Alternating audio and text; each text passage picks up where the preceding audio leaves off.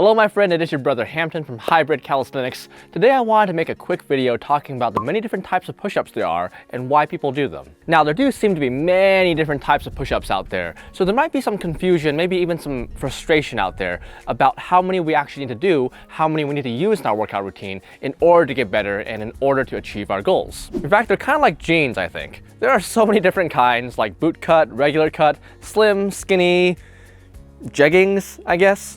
Do Daisy Dukes count as jeans? I don't know. Anyway, the point is, push-ups are like jeans.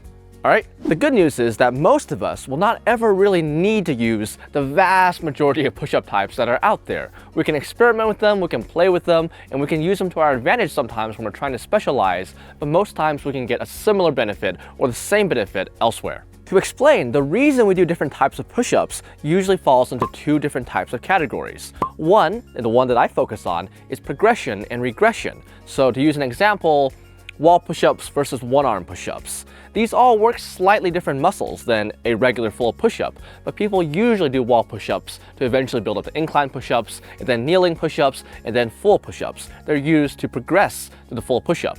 In a similar way, a one-arm push-up and the steps in between are usually made to make the push-up harder, to build more strength and to build more muscle. And the other reason that people tend to try different push-ups is for specialization and/or variety. A common example of this is people doing wide push-ups to focus on their chest and their shoulders, and people doing narrow push-ups to focus on their arms and their elbows. Now there are some other details of that which we'll discuss later in the video. But in any case, if you were just to focus on progression, as in building yourself from regular push-ups to one-arm push-ups, you can usually handle most varieties just fine. For example, if you never do wide push-ups and instead just build one-arm push-ups, then you should be able to go back and do plenty of wide push-ups just fine.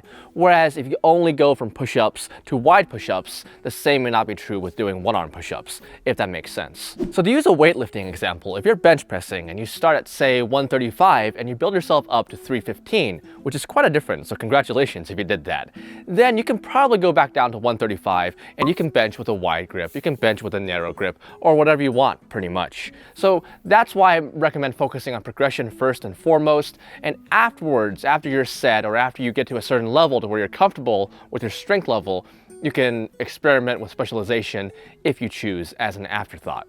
And yes, this is a push broom. I don't currently have a barbell. Actually, I do have a barbell, but I don't know where it is. Okay, before we get started, I just want to say that yes, like I said, there are many different types of push-ups. I'm only going to cover a few in this video. I'm not entirely sure how much interest there is in this video topic. So if you guys like it and you want to see part 2 and part 3, I can make those, or if not, then I'm happy to focus on something else. The first type we can discuss is wide push-ups. Why push-ups? Why? How could you do this? Not why push-ups, but wide push-ups, as in wide. The way I pronounce my D's is very soft. Anyway, they just look like this. Usually done wider than shoulder width, sometimes up to twice shoulder width. So like I mentioned earlier, this is usually done to emphasize our chest development a little bit more, but the muscles in our chest, for most of us, are usually already stronger than the ones in our arms anyway. And like I mentioned before, if we just focus on progression to say one-arm push-ups and beyond, like weighted one-arm push-ups, then we're already emphasizing our chest more through that as well. And there's also the argument that wide push-ups don't necessarily work your chest even as much as narrow push-ups because they don't bring you anywhere near peak contraction. Now there is some argument in the fitness community about this. I'm not really a part of that right now. I don't really do wide push-ups. Wide push-ups, wide push-ups, wide push-ups. It's pretty cold out here. It's pretty cold out here right now, which kind of freezes my mouth, so I'm probably not going to be my most coherent. So if it looks like I stopped filming and continued another day, I probably did. So, as it turns out, that's exactly what I did. Let's move on. You'd think I'd be more professional by now. The next push-up type is the narrow push-up, more commonly referred to as the diamond push-up, because your hands are in a diamond-like shape. Well, I mean, does this really look like a diamond? Looks more like the Assassin's Creed logo. These are commonly done to put more emphasis on the triceps and strengthen the elbow joint for harder push-up variations. I'm a fan of this exercise. I include it as progression in my routine. I will note that some people seem to have more of an issue keeping their hands in this diamond sort of shape.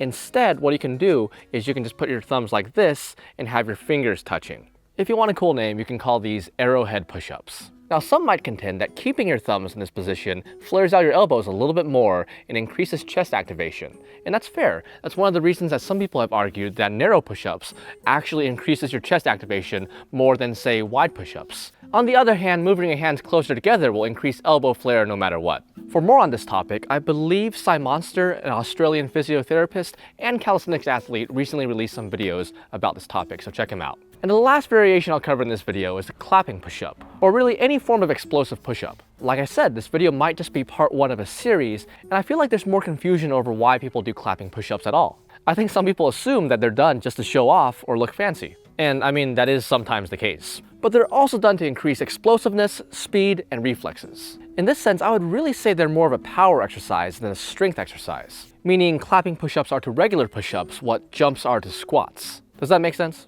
Not everyone has to do clapping push-ups, or really most of the variations mentioned in this video. However, they are very popular with athletes and martial artists because they are a great exercise. Anyway, that's it for now. Thank you so much for watching. Please let me know if there's any other questions or push-up variations you would like for me to cover. Once again, I just kind of did this video off the cuff. I wasn't really sure how much demand there was for this type of video. If you have any questions, please let me know in the comments. Thank you so much for watching. Have a beautiful day, my friend.